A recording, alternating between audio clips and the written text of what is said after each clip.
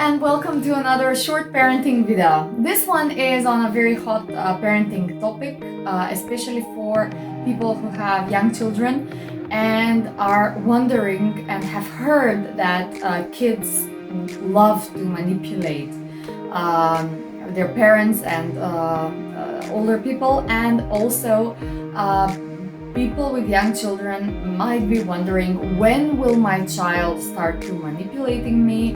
How do I notice that? How do I know it's manipulation? And how do I react on that? So let me tell you one thing. One thing I learned from being a respectful parent.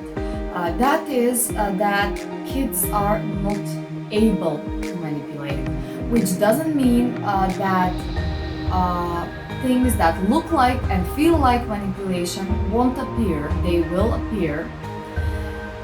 The thing is that that is not the goal of the child. So always when you have a feeling that your child is manipulative, there must be another goal that your child wants to reach but doesn't have the means to say it, to reach out for it, to make it happen for them, and they go to other means of making that goal come true, or making something similar to that goal come true, and this is when it starts to look like manipulation. So basically, kids are being manipulated not because that is their purpose, but because they cannot reach the purpose they want to achieve.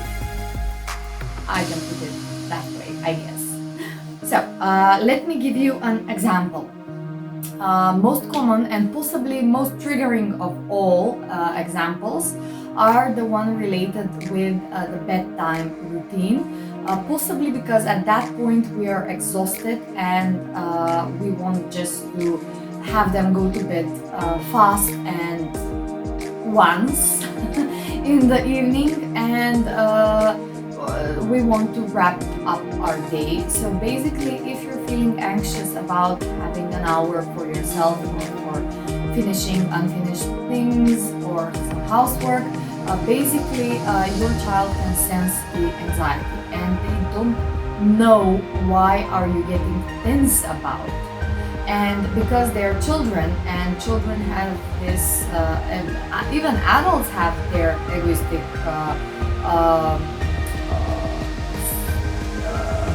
sense that everything that happens because of them, but children have it by default. So basically, when you get your child to your bed, to their bed, and you feel anxious that things may not go as planned, or you really want them to go to bed now because you have other things planned after that, and they feel anxious, but they don't know it is because of your housework, because of your email that you have to write, because of your book that you want to finish, or movie that you want to watch, or lunch that you didn't have the time to eat, right? They just feel tense and they by default assume it's something about them. So what they're testing is, what do I need to change so mommy doesn't feel that tense right now? What did I do wrong to get her so aroused now when it's bedtime and when we're supposed to be sleepy, right? And obviously we are not able to be aware of this by default, right? And it very soon, instead of being a default time when they calm down and go to bed, it starts turning into a power struggle, and it starts turning into manipulation, like I want one more kiss before I go to bed, or I want one more book, or I'm hungry, or I'm thirsty, and you bring them the sandwich and they don't want to eat it because they're not hungry. They're just assuming that if you stay, if they eat, you will be happy and not anxious with them anymore. If you stay a bit longer, this will change, this will go to default setting for going to bed, and actually what they achieve with that is they get you more and more anxious and nervous, because you know it's not the sandwich, you know they're not thirsty, you know they've been to the loo, you know that everything, and it kind of bubbles up and intrigues rage or triggers other hard feelings. One more book, you just can't wait to finish with their book, and they say, no, I want to do it again because I can sense something's wrong, and let's do it again and make it right, because I can't sleep knowing that there's something wrong between me and you. You're my parent. I want everything to be fine with you. And obviously, kids don't have the language nor the consciousness to say this. What's wrong, mommy? You can't expect your child to say what's wrong, and you can't expect them to understand if you say, well, I can't wait you to go to sleep because I have this very important email I need to focus on, or because the last episode of my favorite show is on and I'm missing out the beginning right now because you're not sleeping. You can't expect them to understand that, right? So basically, when we react typically to this, we say, I won't let you manipulate me, right? It triggers my anger, it triggers some discipline methods that I'm going to take now. And we may, instead of bridging whatever is wrong and assuring them it's not with them, or just acting out like nothing is wrong, just to have them calm down, because that is a way of us manipulating them, which I guess it's more fine than the other way around, right? I mean, more acceptable. So basically what we do is we insist them to stop that behavior, or we say, I already said goodnight, it's enough kisses, it's enough books, I know you're not hungry, I'm leaving, and then we are dropping a bomb on the relationship, because they will not go to bed.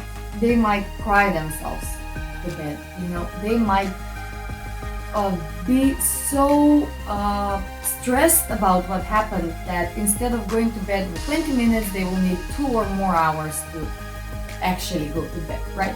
Why? Because there was a fight in the end. There was a fight, there was a reaction. And if we know what causes them to have such a poor manipulative behavior, we may address the cause directly and save ourselves from the extra stress and anxiety, and save their dignity from trying to fix things they don't understand, they are not aware of, they don't have the language to describe. So basically, if instead of I'm not allowing my child to manipulate me, we think about this perspective that I'm just explaining and say my child is anxious about me leaving them in their room, and they are trying to ask for a comfortable way to ask me to stay. They're trying to find a way that will be accepted to ask me to stay longer, because in their tiny brains, the option, Mom, I want you to stay longer, will be rejected. Will be most likely, you won't ask, why do you want me to stay longer? You will say, no, this is enough. I assure you, I've stayed just enough. Now go to bed, bye-bye. So they start lying about wanting food, wanting water, wanting to go to the toilet again, wanting another pajama, wanting another book, wanting another toy or whatever. So basically they are making up things that you typically won't say no to, so that they have you here a bit longer and see if whatever you are feeling will be gone and you'll be happy with them. So instead of leaving them and dropping the bomb on the relationship by just cutting off, like, okay, this is enough, bye bye, shutting the door, whatever rude or just abrupt way you find to stop that to come out of that situation, you may want to respond with the following words. You wish I would stay longer, right? I know that. I know you wish I know you wish I would stay longer. That's fine. It is fine to want mommy to stay longer next to your bed. That is just validating, giving them the words for what they really feel. You don't feel thirsty now, I know, because you had your juice and your milk and your water earlier. But you want mommy to stay a bit more. Is that true? Yes, it's true. Oh, and being welcoming about that. Not going like, oh, you don't want water, you just want me to stay here more, and they freeze and they say, oh no, I'm caught in my core intention. No, just affirming what you know is their true reason. The clock says 9, and that means I'm leaving you in your room to go to sleep now, like we do every evening. It is okay to cuddle your toy or look at your book until you go to sleep. So I will leave this toy instead of mommy, I will leave this book instead of mommy. You do your magic and go to sleep. And I know that you want me to stay here longer, but I have to go. I always go at 9 o'clock in example, right? So basically, just validating their feeling can help a lot. And it will definitely put them away from the manipulative behavior, basically because they would know that you would know what they want, and they don't have to lie about it. So if you think your child is manipulating you, you may not be understanding boundaries and acceptance. But once you start dwelling on all the ways to understand boundaries and acceptance and validation of your child, you will be the one to terminate your children's manipulation. And that is very empowering. So I hope that you feel empowered by watching this video, and make sure you subscribe to watch more videos like this. Okay, bye bye!